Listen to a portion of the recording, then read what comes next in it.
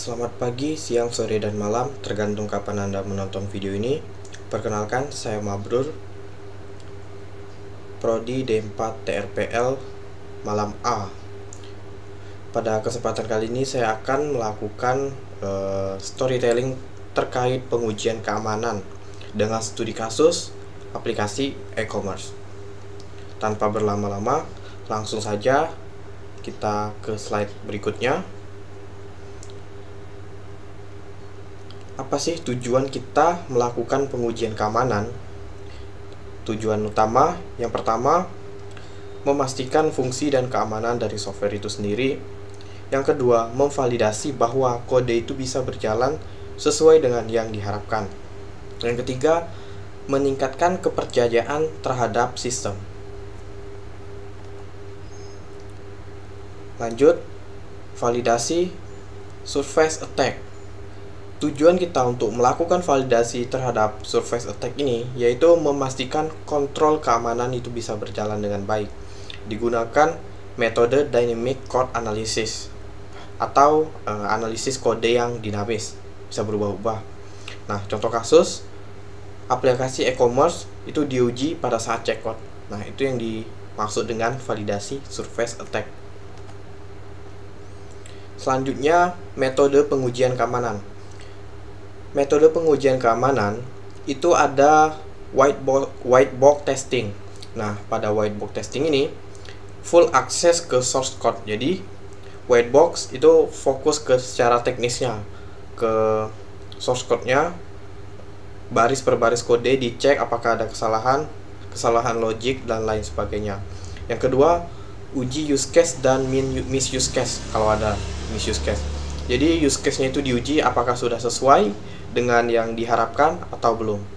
Selanjutnya, cocok saat unit test. Jadi unit test. Jadi harus cocok ya pada untuk pengujian white box ini dengan unit testnya. Terus yang kedua, black box testing.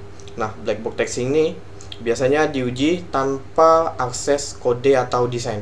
Jadi misalnya Anda melakukan login dengan black box test, Anda mencoba melakukan username dan password. Apakah benar? Kalau benar, maka masuk ke halaman berikutnya. Jika tidak, maka akan menampilkan pesan kesalahan. Selanjutnya, validasi kriptografi. Nah, periksa penggunaan algoritma enkripsi. Lalu pastikan manajemen kuncinya itu aman. Selanjutnya, QA dan pengujian keamanan. QA ini quality assurance. Nah, QA bertugas membuktikan keamanan kode dari sisi kualitas ya. Nah, termasuk validasi input, cegah SQL injection, cegah cross-site scripting, dan cegah spoofing, privilege escalation, dan lain sebagainya. Mungkin teman-teman atau Anda semua yang menonton video ini pernah mendengar cross-site scripting. Mungkin untuk lebih detailnya akan saya jelaskan di video berikutnya. Next, manajemen data pengujian. Nah, tujuannya pada saat kita melakukan manajemen data pengujian, nah itu memastikan data input atau output itu sesuai ekspektasi. Nah, ada tips nih pada saat melakukan manajemen data pengujian. Jangan pakai data produksi. Nah, gunakan data tiruan atau data dummy. Agar apa? Misalnya nih, terjadi sesuatu yang tidak kita inginkan, maka tidak mengganggu data produksi, tapi data dummy itu aja yang bermasalah. Selanjutnya, transaksi sintesis. Nah, transaksi sintetis ini dibagi menjadi dua, pasif dan aktif. Apa sih pasif? Apa sih maksudnya? Nah, kalau pasif itu datanya itu tidak tersimpan, hanya simulasi. Sementara aktif itu datanya tersimpan ke database. Jadi harus hati-hati agar tidak mempengaruhi sistem produksi. Contoh, transaksi pembelian fiktif untuk uji promo diskon. Nah, itulah yang disebut dengan transaksi sintetis. Selanjutnya ada tools dan pelaporan. Nah, tools dan pelaporan ini yang pertama, tools itu bisa membantu subset data untuk testing. Yang kedua, tools dan pelaporan ini bisa melakukan defect atau cacat yang ditemukan itu harus rinci. Misalnya tidak bisa login. Tidak bisa loginnya itu kenapa? apakah dia salah password atau ada kesalahan teknis dari sisi kodenya, apakah kode yang diprogramkan itu ada salah logik misalnya, dan lain sebagainya. Tujuannya untuk apa? Untuk menemukan akar masalah yang tepat. Kalau kalian pernah pakai debugging, kalau di JavaScript itu kan ada console log, atau kalau di PHP ada var_dam. Tapi kalau kalian menggunakan Laravel tuh tinggal bikin dd aja, panggil aja function dd atau ddd, dump and die maksudnya.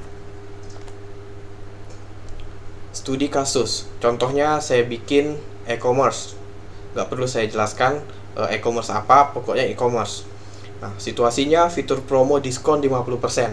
Nah, untuk melakukan uji ada 4 langkah yang harus kita uji dari sisi white box, black box, kriptografi, tes, dan hasilnya apa. Oke, di white box kita akan melakukan pengecekan logika terhadap diskon.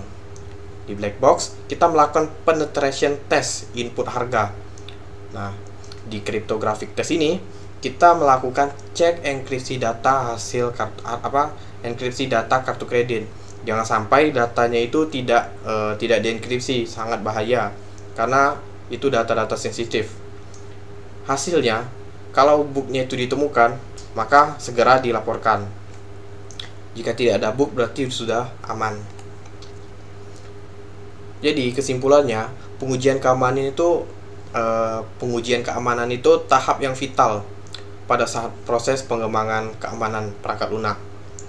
Yang kedua, memastikan itu dilakukan setiap versi software. Jadi pada saat kita launching versi 1.00, jadi ketika kita melakukan pembaruan aplikasi ke versi kedua, versi 2.00, maka kita wajib melakukan pengujian keamanan. Jangan sampai ketika sudah di launching versi berikutnya terjadi kesalahan pada pengguna sehingga mengganggu kenyamanan pengguna.